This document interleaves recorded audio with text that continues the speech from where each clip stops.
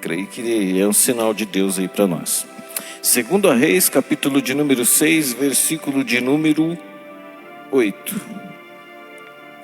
2 Reis 6, 8. Pai, já vai visitando essas vidas, vai entrando o Senhor em cada lar, vai fazendo com que seus filhos tenham atenção para a palavra, vai conduzindo a mensagem, vai visitando, quebrantando, curando, para que a tua palavra seja pregada e assim seja conforme a tua vontade. Em nome de Jesus, o Senhor tem liberdade para agir mais uma vez em nossas vidas. Fala conosco, é o que nós te pedimos, em nome de Jesus.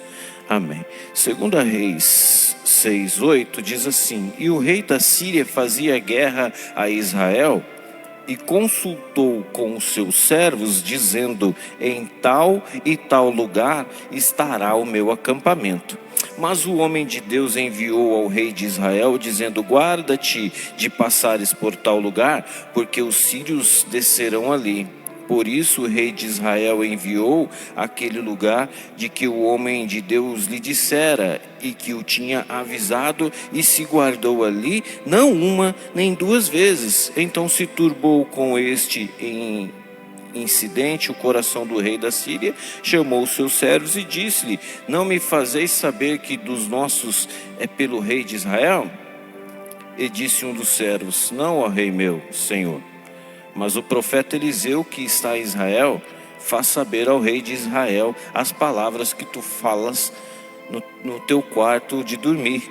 E ele disse: Vai e vê onde ele está, para que envie e mande trazê-lo. E fizeram-lhe saber, dizendo: Eis que está em Dotã. Então enviou para lá cavalos e carros e um grande exército, os quais chegaram de noite e cercaram a cidade. E o servo do homem de Deus se levantou muito cedo e saiu, e eis que um exército tinha cercado a cidade com carros e cavalos. E então o seu servo lhe disse: Ai, meu senhor, que faremos? E ele disse: Não temais, porque mais são os que estão conosco do que os que estão com eles. Amém? Queridos, essa é uma palavra muito interessante. Pode se sentar, fica à vontade. Para os dias que estamos vivendo hoje. A Bíblia diz que o profeta Eliseu era um homem de confiança do rei de Israel. E nós sabemos que profeta precisa ser homem de Deus. E quando este é homem de Deus, Deus fala com ele. E profeta de Deus conversa com Deus, tem relacionamento com Deus, tem revelação de Deus, né? Eliseu era um homem inquestionável. Ele fez o dobro de milagres do que o grande Elias, profeta Elias, fez. O profeta Eliseu foi um homem incontestável em suas profecias, um grande homem, um homem de confiança de vários reis. Nesse caso, o rei de Israel, ele tinha confiança tremenda no seu profeta. E o rei da Síria era inimigo do povo de Israel. Síria e Israel são inimigos até hoje. Então o rei da Síria queria destruir o exército de Israel, queria destruir o rei de Israel. Mas todas as vezes que ele no seu quarto fazia o projeto de guerra para atacar Israel, Deus contava para o profeta Eliseu. Não, escuta, o rei da Síria não contava para ninguém. Dentro do quarto de dormir, ele escrevia o que ele ia passar para o exército dele. Mas antes dele passar para o exército dele agir, Deus já ia e revelava para o profeta Eliseu. O profeta Eliseu ia e entregava para o rei. Quando o exército da Síria ia atacar o exército de Israel, ele já não estava mais naquele lugar, já tinha ido para outro canto. O rei não conseguia entender. o rei da Síria chegava com o seu exército, e quando ia no lugar que ele ia atacar, que estava o povo de Israel, cadê o povo? Não tem mais ninguém. E isso aconteceu algumas vezes, tanto é que o rei ficou indignado e começou a achar que no meio dos seus exércitos tinha um traidor, tinha alguém que ia contar para o rei de Israel. Então um dos seus soldados disse ao rei, falou: rei, não é isso que o senhor está pensando. O que acontece é que eles têm um homem de Deus lá. O que acontece, rei, é que lá em Israel tem um profeta que fala com Deus. Tem alguém que paga preço de oração. Tem alguém que busca, tem um relacionamento com o Senhor. Tem alguém que foi levantado para fazer a diferença. Tem alguém que é de confiança. Então, antes mesmo do Senhor falar para nós, Deus já falou para ele o que o Senhor tramou no seu quarto de dormir. E ele vai e conta para o rei da Síria. E quando a gente vai atacar, eles já não estão mais no mesmo lugar. Então o rei teve uma ideia: opa, se o problema é o profeta, vamos matar o profeta. Agora a gente não vai mais atacar o rei e nem o povo de Israel. Nós vamos atacar o profeta. O inimigo também é astuto.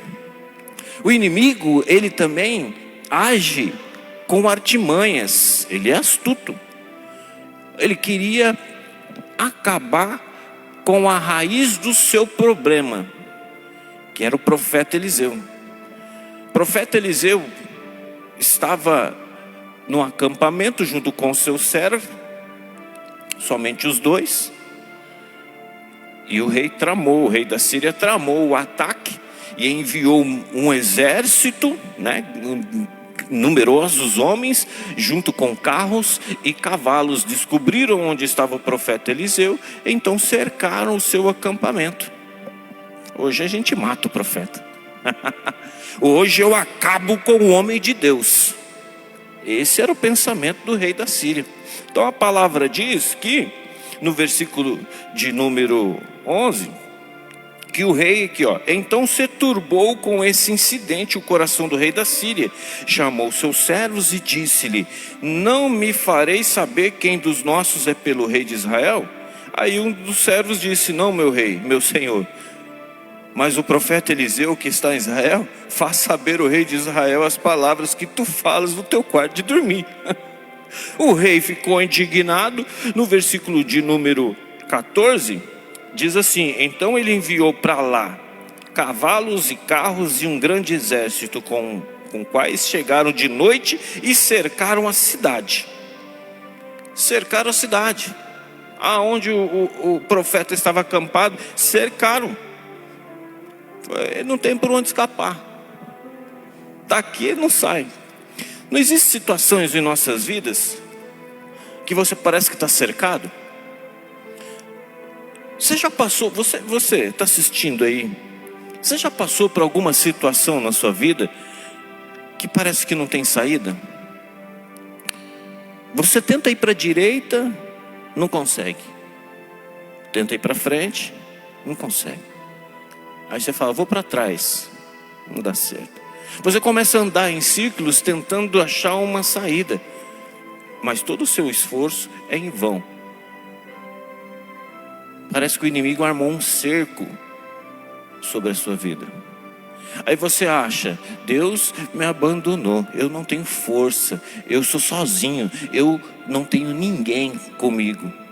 Ei, você diz isso porque você não tem a visão que precisa ter no mundo espiritual. Ei, a palavra vai dizer em João 1:4 que maior é o que está em nós do que o que está no mundo. Ei, não importa, irmão, pode ter um exército te cercando, mas se você tiver Deus dentro de você, você e Deus é maioria. Escuta, o servo de Eliseu se levantou e saiu. Versículo de número 15. E quando ele saiu, ele deu de cara com o exército que tinha cercado a cidade. um exército com carros, cavalos. Então o servo lhe disse: ai, meu senhor, o que faremos? Veja, ele olhou para a dificuldade, ele olhou e não viu saída para o seu problema. Olha o que ele disse: ai, meu senhor, o que a gente vai fazer agora? Não tem mais o que fazer. O servo só enxergava o problema. O servo só conseguia enxergar o inimigo na sua frente. Deu ênfase para o problema. E quando a gente dá crédito para o problema, e quando a gente só consegue enxergar o inimigo é muito maior do que nós. Mas quando tem um homem de Deus, quando tem alguém que está orando, quando tem alguém que pediu para Deus: abra minha visão, aí, ai, labachara, cante, manai. É tremendo isso. Olha só, ele disse, o servo chega a Eliseu e diz: Senhor, o que nós vamos fazer? Então Eliseu olha para o servo e diz: não temas, porque mais são os que estão conosco do que os que estão com eles.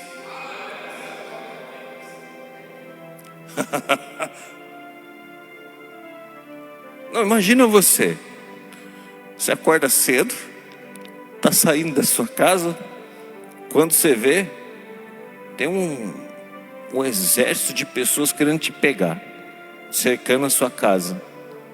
Você olha para dentro, só está você e sua esposa.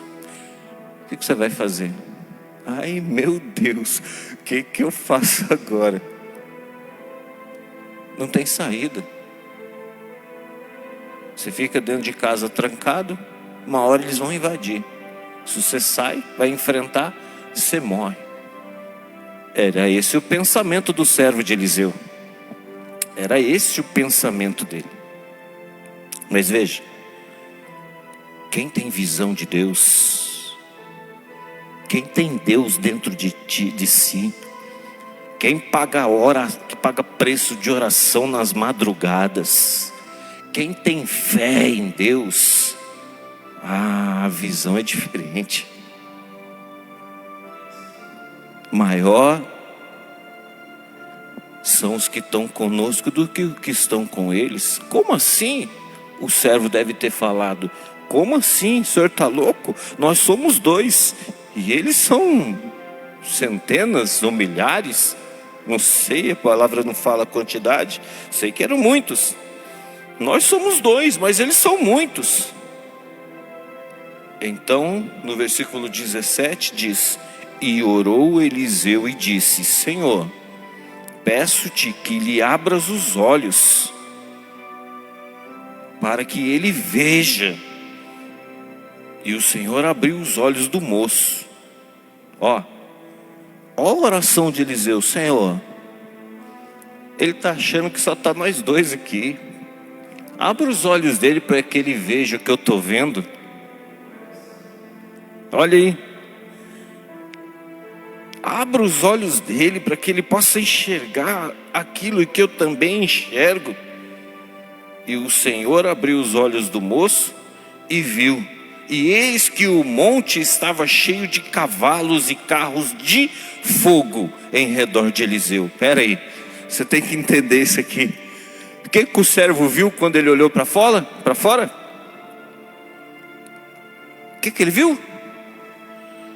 Um exército, cavalos e carros do inimigo. O que o inimigo tinha? Homens, cavalos e carro. Aí Eliseu fala: Senhor, abra os olhos deles. Abre os olhos desse rapaz para que ele possa ver o que nós temos. Aí Deus abriu os olhos dele. Olha o que